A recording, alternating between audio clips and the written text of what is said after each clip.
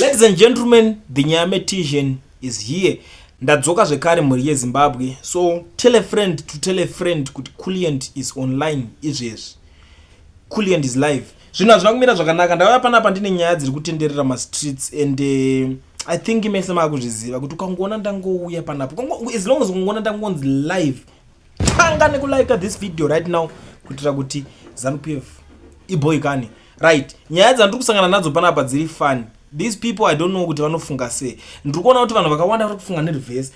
Freeman Chari I don't know kuti ave kufumurwa neZanupf kutanga vanoshanda vese kana kuti tanga vanoita sei. I don't know what is going on here. Ndiri kuona vanhu veZanupf vari kubudisa Zanupf page. Social media Zanupf. Ndiri kutaura kuti zvoni we may not agree with what you say, but we will defend to the death your right to say it. Ndo yokutanga nditi. And then permanent secretary Niki Mangwana, permanent secretary of government of Zimbabwe, permanent secretary of information.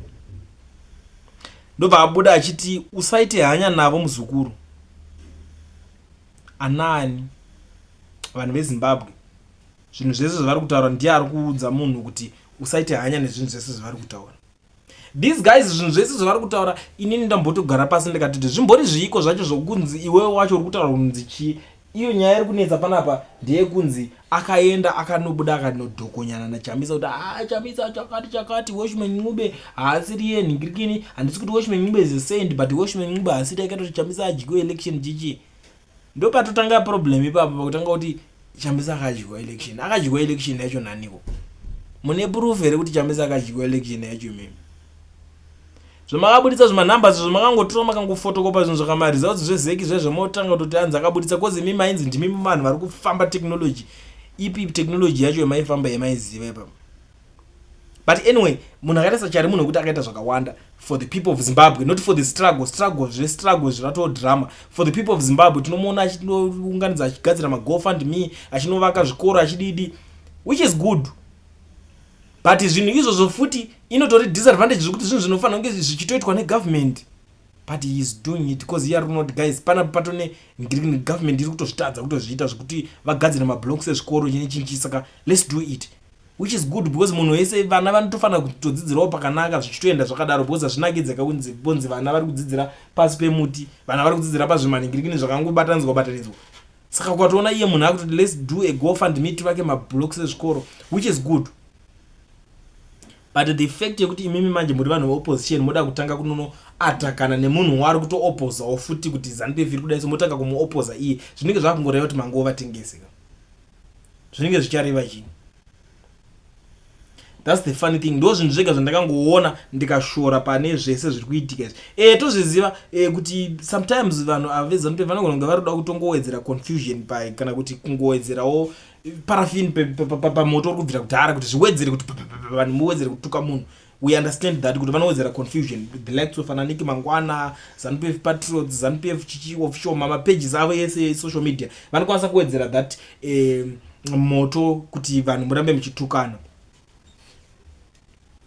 But ndine mumwe certain guy wandakanzwa anzi Jeff Buddha.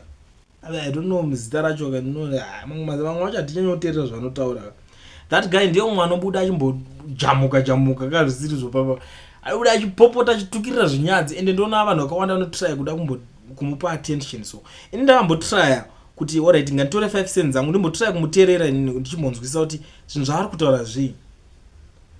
But chinhu chandakaona zvinotaura vanhu vemufesi uya ndezvekuti iye munhu wekuti alright iye in South Africa pana vanhu wekuti vanoswera vari parobot atotsvaka basa zvikarinetsa basa rakashayikwa anobva aenda vanorwa chiseko netimu rake bva apuwa mukozodo wake bhozi anongoswera parobot panopisa. Saka obvious parobot vanhu vanokuwanzobvapo kuma 1 o'clock uro half 1 2 o'clock havachatomakete kutsvaka basa dzine kuringwa kupisa kusina munhu achava achikutoro ende nguva dzinenge dzaenda.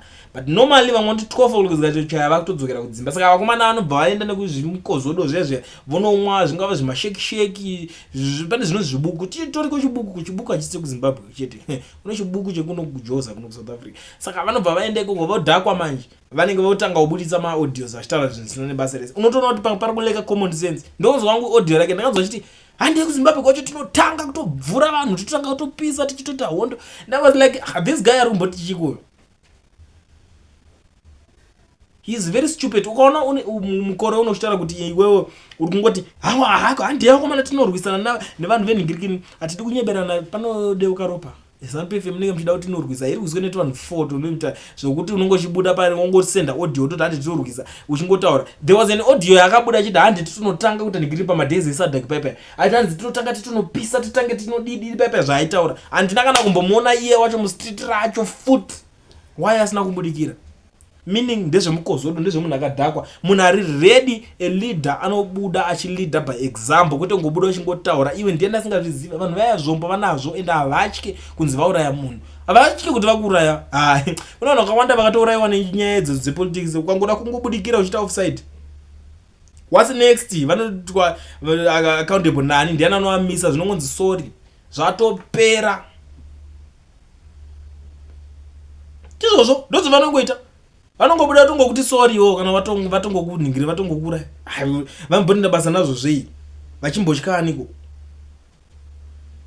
Asi unoona munhu achiti aiwa vakomana hande tinoda iso hande ngatimanye tinopisa hande tinoataka tinoda uda kufurira mwana wande zvimwe zvacho ngatishandise pfungwa. Hamuna kana chamunacho, hamuna kana zvombo. Totava vanhu vekuti ivo vane zvombo nevakahodha nezvombo nemasoja vakatoona kuti mauda topinda muchiataka munongonosangana nevakomana masoja makutobhutiswa makadaro mezi iwo kana kuti zvita wakapenga kuti pinda uchinotira kuataka Bedbridge border post kungosvika uchingonoataka ipapo chete usati watombosvika uona kuti unopa bude repa. Tozviziva kuti munenge marova zvimukozodo, munenge mune kana 23 tokuti munenge mune tupfuti 23 to munenge mawana moti hande tinodidi. Vanhu vemuZimbabwe vamwe vacho vanenge vasina. The reason why Zimbabwe ichitika zvese vanenge vasina zvinhu zvekuti vakwanise kuti vachivatakana. That is not a solution. That is the reason why vanhu vakawanda vachibuda vachiti Chamisa anopenga ari too soft because akatoona kuti nyaya dzekudeurana kweropa idzi handi achanacho when it comes to nyaya dzekudeurana neropa. Because varume vacho vakagadzirira.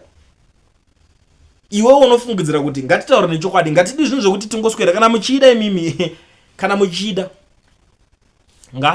ngagudhuke aende kuZimbabwe ko asvika anotaura zvinhu zvaanenge achitaura zvezve usvika tata wako unoda kurwisa toona kuti alright kustate house kuri ngangonopinda paZBC pepe ungonosvika ungoti ndura ungopinda zvichidzungu zvaanenge achiita muone kuti mimi ndopa munoona kuti vanhu vaya kune vanhu vanhu vakazvarwa vane utsinye uri natural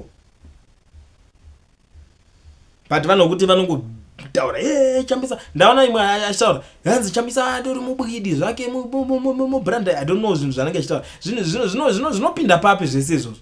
Rudzi rava rukabva kumani. Let me tell you something. Zvese kana muchida kuti muzinge muchiti kana kuti pachada kuzochinja ngekini yozotonga imwe pozodidi zvinhu zvakaita sezvo siyanai nazvo. Zvekutanga kutaura muchinongedzera marudzi muchiita zvetribalism siyanai nazvo. Zvetribalism Zimbabwe aibudirire kana mukatanga kutaura zvetribalism because vanongokudza kuti it's fine makutotanga kutaura izvozvo takutongokumisai alright muchitanga kutaura zvetribalism zvenyu izvozvo. Because at the end of the day ukatangotarisa Africa ine inyika 1 hazvina zvonzi umwe akazobva nekuMalawi, vamwe vangari vanhu vekuZambia, vamwe vangari vekuSouth Africa, vamwe vangari vekuchakati, vese makada kuzvitresa umwe naumwe ane kwaanenge akatozobvawo. Because zvemaborders zvakazoiswa manje vanhu vemuAfrica mungori vanhu vamwe chete. I don't know kuti mumwe munhu pfungwa dzake dzi mabwidi machichi unopenga uri right rewe zvinotaura munhu ari normal izvozvo as if auzive kana history yacho. Saka why is it muri kuda kubuda muchiti nyika yazochata nyika yazochata imusi kutoziva kana nehistory yacho uri kuda kuataka chicho uri kuataka ipapa. Ndo problem yemukozodo kutanga vanhu vanopenga. Imimi makazvitarisa munofunga Chamisa hana here idea yekungoti hande tinoataka todi, but he knows very well, anozviziva kuti varume ava makada kuita zveviolence navo ndokwavanotodeedzwa ndokwavakatoinvesta vakainvesta more. Izvo muri kutaura kuti Zimbabwe ine nzara, Zimbabwe yakadai so zvekurwisana zvekurwa izvi ndo zvavakakwanisa kuita. Hatidi kuti tinyeberane guys maenda kune dzimwe nyika dzevanhu mobva matanga kuti ngatiende tinovaataka. Chero uri kunokuenda unotaura naRamaphosa akupe zvombo zvacho uone kuti munovabudirira mukavahwinhere varume vave. Tikutaura zvevanhu vekuti vanenge vane backup yeChina, vanhu vane backup yeRussia, vanhu vene backup wobva utaura kuti toda kuti handi tingonomurwisa makamira paiko. Unotoona kuti vamwe varume vakura havana nyaya. Indozvo ndakatozoona pepe Chamisa ari slow soft akatozviona kuti ngatirwisane muballot, because what he knows is this: tikarwisana nawo ruma muballot zvikangorikana zvango announce kunzi Ningi awina, kungonzi Chamisa awina pa kungozvo announce nezeki zvatopera. Izvo zvanonyazozviziva izvozvo. Ndisonyona chingoti akangodaiso akangono zvadeda nzara vanhu vane hasha haachakwanisi kukuudza kuti kana zvatoanonzwa nezeki izvi izvi handisina hangu plan hama dzadiwa, haakwanisi kukuudza izvo because anozoti vanhu mune hasha ende panenge pasina imwe plan, anenge akutoona kuti zvapera zvatodhakwa. Ukana musi uya unodedzera election unzi chakachade zvadhakwa zvatopera, zvimwe zvese zvomune makutotaura because mareforms nechinji kana matotadza kuvabata vanhu ipapo matotadza unongokuudza kuti tinongokurigai, tapedza kurigai tokutongai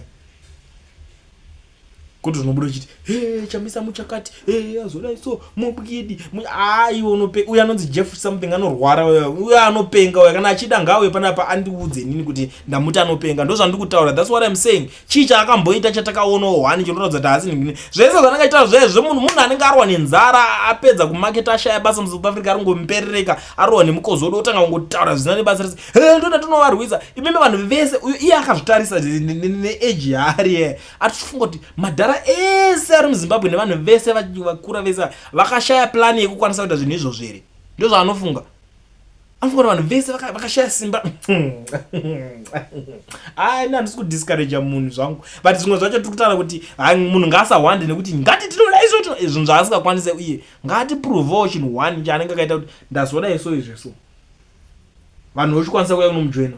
People are ready to join, people are ready, but vari kushaya munhu anoleader ari pafront. Because iwe ungakwanisa kungoleader. Ndiri kupa a good example. Ndakanzwa maaudios ake achitenderera mazuva aya esadhaka achitaura kuti hande tinotanga pakati musarare muchinakidzwa nevakadzi makadai akataura zvinhu izvozvo.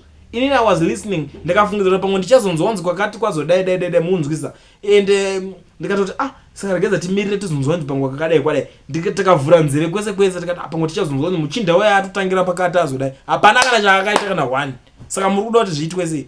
Ongobuda chingonongedzera vamwe ningize chakati because munhu arwa nemukozodo, and then vamwe vanhu vari stupid maZimbabweans vanenge vachigara outside votanga kumusimbisa zvinhu izvozvo. Bvunza vanhu vari kugara paground, bvunza vanhu vari kugara paZimbabwe vanokuudza kuti shamari zvinhu zvokutaura izvozvo ka iwe kungota warati ngatingotaura kuti iwe kungozikana kuti iwe unzi une kana bvute iwe uone kuti rinodoka here zuva usati washanyirwa nevakomana wobva wazotaura zvinhu zvisina nebasa zandi zvinovarwisa. Ungarwisa vanhu vane zvombo, unofunga kuti vanhu vese varume vari kuZimbabwe vari wiki iwewe. Ndizvo mune muchifunga kuti vanhu vese vari kuZimbabwe vari wiki vakapusa. Mufunga kuti iwe wangwara zvekudarika vanhu vese. Alright fine, mati Chamisa ari wiki haana chaari kuziva. Chimboti leader one thing chingobudai pachena mungoti aenda toya unodai so toona kuti zvinobuda here muone kuti munoshaya support here kana muchinge matanga zvinhu izvozvo. Ngatisangane mucomment section guys, mundiudzawo zvamuri kufunga. Ini nango munozoti ndinowanza hasha. Ngatisangane mucomment section mundiudzawo kuti mukuionawo senyaya.